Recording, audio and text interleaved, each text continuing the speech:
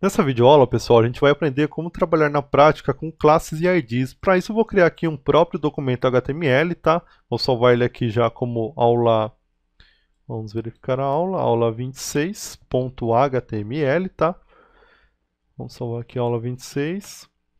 E para mim trabalhar com classes e ID, pessoal, inicialmente você precisa informar aqui qual a tag, qual que é o elemento que você vai trabalhar. Vamos supor que aqui a gente vai colocar aqui um H1, tá? A gente entender aqui como trabalhar com classes, H1 que fecha em pares, e aqui a gente vai colocar, por exemplo, a mensagem topo do site. Qualquer elemento, pessoal, que você trabalhar do HTML, seja ele a tag de imagem, a tag de link, tal, que é o A, H2, H3, H4, H5, H6, parágrafo, qualquer tag, tá, pessoal, que você utilizar em HTML, você pode adicionar uma classe ou ID.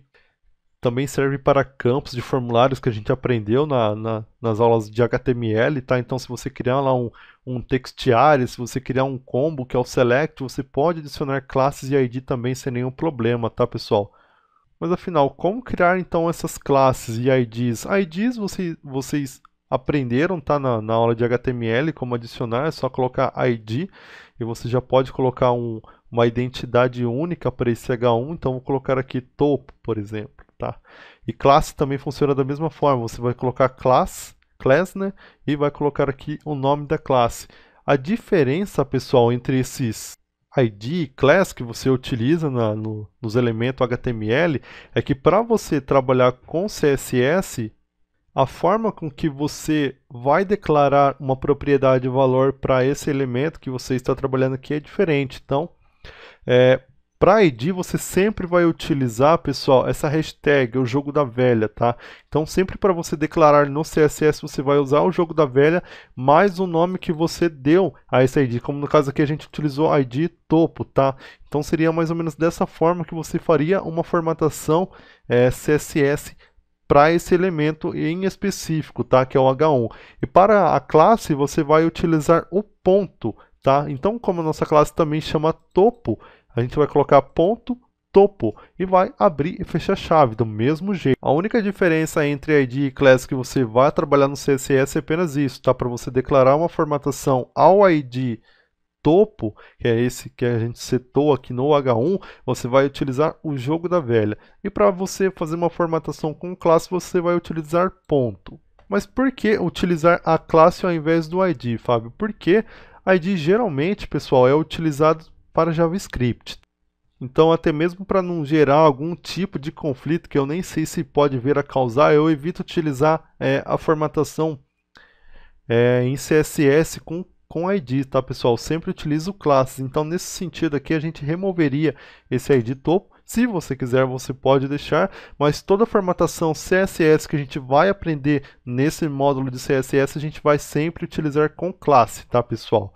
Então, apenas para não ficar em branco, você pode utilizar aqui também formulários, tá? Que nem a gente falou, input, type, text, name, nome, por exemplo, tá? ID, nome. Não necessariamente só porque eu setei o ID aqui, eu tenho que fazer a formatação do CSS com ele, tá? Para isso eu venho e adiciono um class aqui, que é a classe para o CSS, coloco o nome também e fecho aqui o meu campo do formulário, tá? Então desse jeito eu também teria aqui um campo setado de um formulário e aqui eu posso utilizar o class dele para fazer a formatação CSS. Poderia também criar aqui um parágrafo, tá? Parágrafo, abro e fecho, né? Abro em pares. E aqui no P, sempre o P inicial, tá, pessoal? Assim como também aqui na H1, tá? Que você tem aqui a informação de um H1 abrindo e um H1 fechando, você sempre vai utilizar esse class ou ID, todo o atributo que você for utilizar nesses, principalmente nesses elementos que fecham aqui em pares, você sempre vai utilizar esses atributos, tá, pessoal? No elemento que abre. Então a gente vai utilizar aqui class, tá? Vamos colocar aqui parágrafo. Então aqui seria uma classe que eu criei para esse parágrafo para fazer uma formatação diferente para ele. Então vamos supor que aqui eu tenho um texto, tá? e que eu quero que esse texto aqui ele tenha uma fonte 30, tenha um tamanho de 30 pixels, uma cor vermelha, uma fonte diferente e assim por diante. E através dessa classe que adicionamos aqui é que a gente consegue fazer a formatação com CSS, tá?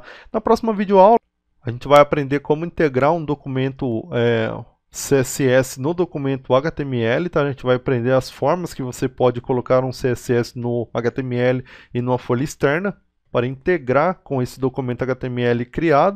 E a partir da próxima videoaula você já vai ver na prática qual que é o efeito de se trabalhar com CSS. Até a próxima aula.